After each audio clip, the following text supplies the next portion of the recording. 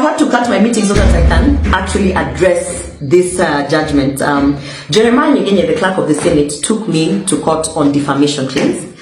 And in fact, this was the funny thing. The matter was brought to Parliament through him, because he's the one that pushed behind the scenes that it was brought to Parliament when I was absent. They discussed it in my absence.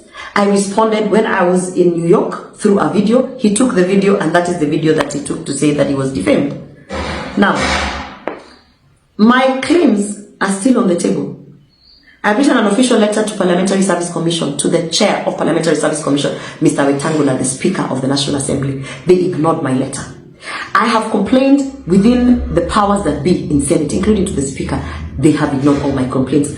I complained in the official WhatsApp group that, listen here, I think because I said I'm not going to sleep with this guy and I don't want to participate in his sexual advances, that is why I am being removed from certain trips, I'm being removed from certain legislative agenda, my bills are being put at the back, that is why I'm being targeted with unlawful and all sorts of crazy things and shenanigans, such as 6 months suspension.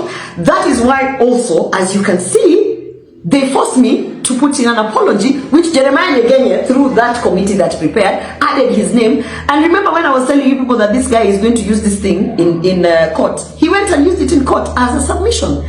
Now, I am a believer of the judicial system, and I do believe that as much as there are many legal loopholes that criminals, rapists, murderers are using to win cases, I do believe in the judicial system. That is why I have placed an appeal. I am going to appeal this judgment that has come out. I've had people saying, oh, 10 million, oh, when it rains, it pours, I don't know what. The machinery that is even being used to push this narrative is the UDA machinery that is actually supporting people like Jeremiah Nyegenye to continue with these things that they are doing in Parliament.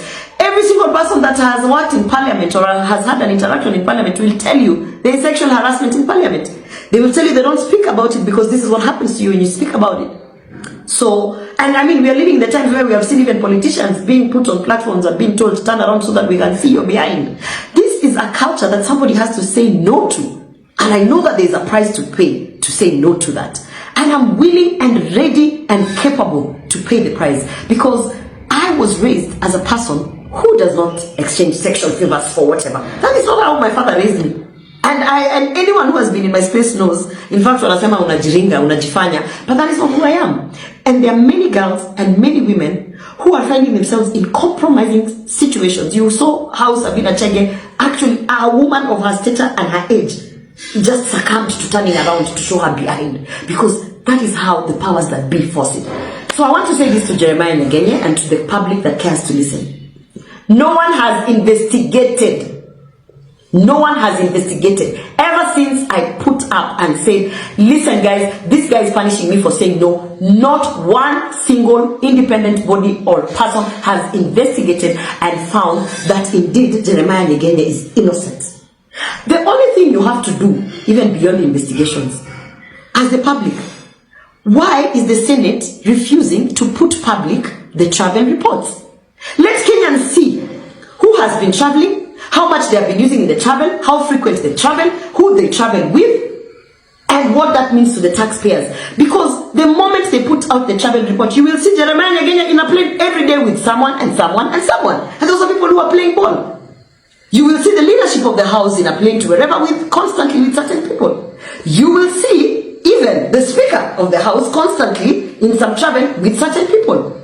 So that's the basic thing. So I know there's a price to be paid, but let me tell you something. I believe that God put me in Parliament for a reason, and evil will never win. So I am appealing. That is my position. I'm appealing in what has happened. I know that he used the legal loophole, and now he's pushing UDA party machinery and minions left, right, and center to push a narrative. But Jeremiah Nyegenye, there's no single investigation that has cleared you of sexual harassment. And that is the fact. And the Senate has not carried out any investigation. Do not lie to Kenyans.